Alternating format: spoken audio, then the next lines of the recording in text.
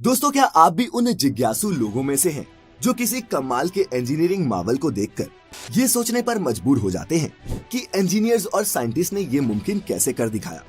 अगर हाँ, तो पानी पर बने ये शानदार पुल तो आपका ध्यान पक्का ही खींचते होंगे।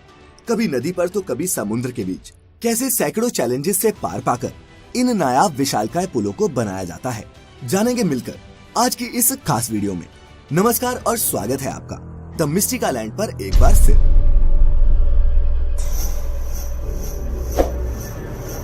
दोस्तों, हम सब ये तो जानते ही हैं कि पानी पर बने ये पुल हमारे जीवन का एक अहम हिस्सा है, क्योंकि अगर ये ब्रिज ना होते तो शायद कई गांव, कस्बे और शहर एक दूसरे से कटे ही रहते।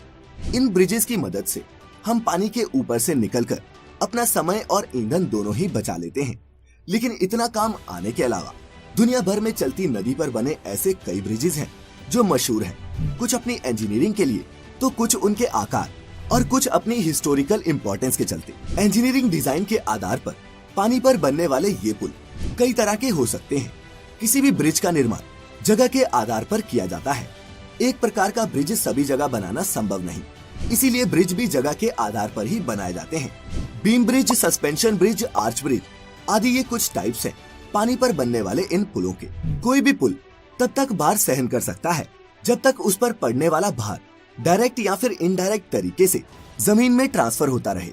एक ब्रिज पर लाखों टन का भार हो सकता है, लेकिन वह फिर भी मजबूती से खड़ा रहता है, क्योंकि सारा भार खंभों पर टिका होता है और खंभों से होता हुआ जमीन में चला जाता है, जिससे ब्रिज को कोई नुकसान नहीं होता।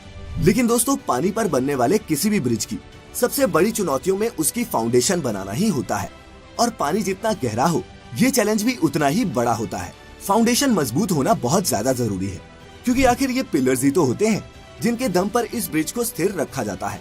तो कैसे की जाती है इस फाउंडेशन को बनाने की शुरुआत, आइए समझते हैं। तेज बहाव वाले नदियों के ऊपर पिलर खड़ा करने के लिए इंजीनियर सबसे पहले एक स्ट्रक्चर बनाते हैं, और उसको बनाते समय पानी की अधिकतम और न्यूनतम गहराई, पानी के बहाव की गति, पानी के नीचे की मिट्टी, पुल का भार, पुल पर चलने वाले वाहनों का भार आदि बारीक से बारीक चीजों का हिसाब रखा जाता है। इसके बाद पुल की नींव का प्रकार तय किया जाता है, जिसके हिसाब से नींव बनाई जाती है। इस नींव को कॉफर डैम कहते हैं। पिलर बनाने के तरीके के हिसाब से कभी कॉफर डैम का स्ट्रक्चर सर्कल में होता है तो कभी स्क्वायर में। अब सवाल ये है कि आखिर ये कॉफर डैम बनता कैसे है। कॉफर डैम को बनाने के लिए स्टील के लंबे लंबे पीसेस एक स्ट्रक्चर पर फिट किए जाते हैं, जिसमें इन्हें सर्कल या फिर एक स्क्वायर शेप दी जाती है, और जब ये बनकर तैयार हो जाते हैं तब इन्हें पानी के अंदर डाल दिया जाता है। दोस्तों, इस स्टील के स्ट्रक्चर को मशीन की मदद से धीरे धीरे पूरी एहतियात से पानी के अंदर डाला जाता है, ताकि ये उसमें अच्छी तरह से सेट हो जाए। इसके बाद मोटर और पंप के जरिए इस पूरे स्ट्रक्चर के अंदर के पानी को बाहर निकाल दिया जाता है, जिस वजह से यहाँ पर एक सूखी खाली जगह बन जाती है। इसी सूखी खाली जगह पर फिर पिलर बनाने का काम शुरू किया जाता है, जहाँ कई सारे वर्कर लगकर इस जगह पिलर बनाते हैं। हालांकि हर जगह इस तरह से काम नहीं किया जा सकता। अगर पानी बहुत गहरा हो तो ज्यादा गहरे पानी में ये कॉफर डैम बनाकर नहीं डाल सकते। जैसे समुद्र में बीम बनाने के लिए समुद्र के तल में सबसे पहले कोई ठोस जगह देखते हैं, उसकी गहराई मापते हैं। इसके बाद उस जगह पर बड़ी बड़ी मशीनों के द्वारा खड्डा किया जाता है, जैसे बोरवेल बनाते समय करते हैं। फिर उस बोरवेल में स्टील या फिर लोहे के मोटे पाइप डाले जाते हैं। फिर पाइप के अंदर का सारा पानी बाहर निकाला जाता है, जिसके बाद उस पाइप में सीमेंट और कंक्रीट का मिक्सचर भरा जाता है।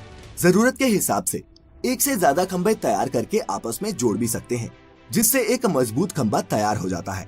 जैसे जैसे खंभे बनते जाते हैं, वैसे वैसे उनके ऊपर रोड भी तैयार की जाती है। जब दो खंभे बनकर तैयार हो जाते हैं, तब सबसे पहले बड़ी बड़ी मशीनों के द्वारा बड़े बड़े उन खंभों को जोड़ा जाता है, और ये सीमेंट कंक्रीट के ब्लॉक किसी दूसरी जगह पर तैयार होते हैं। ब्रिज का आधा काम बाहर कारखाने में किया जाता है, और आधा काम समुद्र या नदी जहाँ पर पुल बनाया जा रहा हो वहाँ। बड़े बड़े सीमेंट के ब्लॉक्स को समुद्र में ले जाने के लिए बड़ी बड़ी शिप्स को काम में लिया जाता है। वहां पहुंचने के बाद क्रेन के द्वारा इन ब्लॉक्स को ऊपर उठाया जाता है, और फिर स्टेप बाय स्टेप ब्रिज का निर्माण किया जाता है। वहीं दोस्तों, कई सिचुएशंस में फ्लोटिंग कॉफर डैम्स भी बनाए जाते हैं, जिसमें या तो उसके नीचे कुछ ऐसी मशीनें फिट कर दी जाती हैं जो पानी के ऊपर तैरती रहती हैं, या फिर जहाज की मदद से इन्हें एक जगह से दूसरी जगह ले जाया जाता है, जिसके बाद इन्हें रोटेट करके पानी के अंदर डाल दिया जाता है। दोस्तों, इस पूरी प्रक्रिया में काफी समय लगता है, और ये काम थोड़ा खतरनाक भी होता है, लेकिन दोस्तों जितने भी लोग इस तरह के काम में लगे होते हैं वो काफी प्रोफेशनल होते हैं, चाहे वो वर्कर हो या फिर इंजीनियर्स। सभी को इन कामों का काफी अनुभव होता है, जिसके बाद ही उन्हें ऐसे जटिल प्रोजेक्ट्स पर काम करने के लिए भेजा जाता है।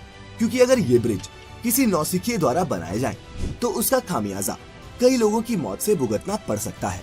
अब हमारे अपने ही देश के मुंबई शहर में स्थित बांद्रा वर्ली सी लिंक को ही ले लीजिए।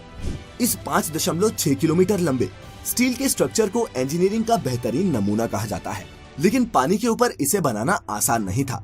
ये एक बहुत ही लंबा और चुनौती भरा सफर था, जिसे 11 सालों की अथक मेहनत और लगभग 1.25 लाख करोड़ के खर्च के बाद हमारे इंजीनियर्स ने पूरा कर दिखाया। तो दोस्तों अब तक तो आप समझ ही चुके होंगे कि इस तरह के ब्रिज बनाने में इतने पैसे क्यों खर्च होते हैं। ऐसे में ब्रिज बनाने में खर्च के साथ साथ काफी समय भी लग जाता है, लेकिन इसके बावजूद भी कई बार ब्रिज फेल हो जाते हैं। इस चीज से बचने के लिए प्रॉपर तरीके से ब्रिज बनाना बहुत जरूरी होता है और ऐसे में वो सभी एहतियात बरते जाते हैं जो जरूरी हो। तो दोस्तों आज की इस वीडियो को देखने के बाद आपने पानी पर बनने वाले इन ब्रिजेस के बारे में कुछ नया और इंटरेस्टिंग तो जरूर जाना होगा। इसीलिए इस वीडियो को खुद तक सीमित ना रखें और शेयर करें इस अद्भुत नॉलेज को अपने दोस्तों और रिश्तेदारों के साथ ही अगर आप हमारी ये वीडियो पहली बार देख रहे हैं तो सब्सक्राइब करें the mystical and YouTube channel और लाइक करें हमारे फेसबुक पेज को भी, क्योंकि इंटरेस्टिंग वीडियोस का ये दौर यहीं खत्म नहीं होता। मिलेंगे फिर एक बार एक नई वीडियो में। फिलहाल आज के लिए इतना ही। अब इजाजत दें।